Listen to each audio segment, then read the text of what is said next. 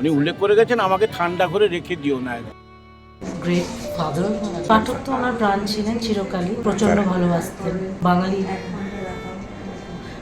Was the life line.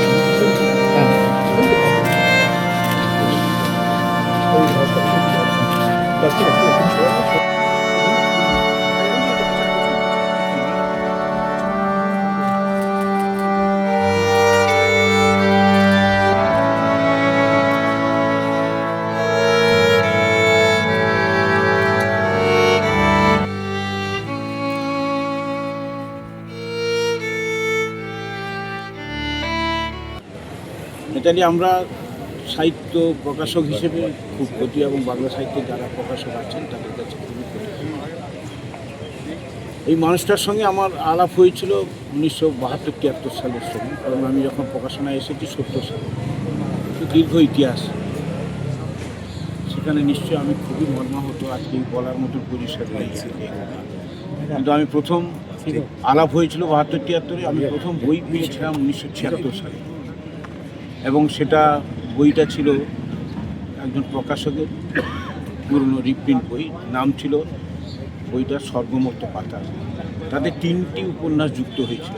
এক হচ্ছে জন অরণ্য, সীমাবদ্ধ এবং আশাকাঙ্ক্ষা।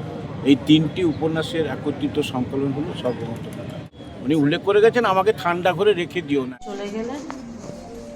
হি ওয়াজ এ গ্রেট ফাদার। পাঠক তো ওনার প্রাণ ছিলেন চিরকালই, পাঠকের জন্যই সব কিছু করেছেন। প্রচণ্ড ভালোবাসতেন।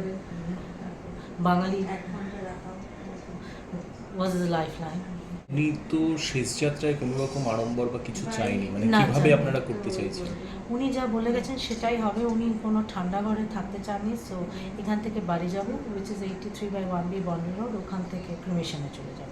উনি ভর্তি হয়েছিলেন 31শে ডিসেম্বর। উনি পড়ে যান, ওনার একটি সার্জারি হয়, উইচ ওয়াজ এ সাকসেস। বাড়ি ফিরে আসেন 15 তারিখ।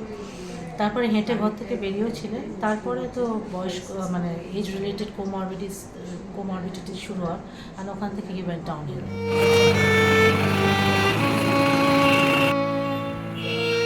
সাবস্ক্রাইব করুন রিপোর্টার সুকৃতি প্রোডাকশন, ক্লিক করুন অ্যাপের বেল আইকনে।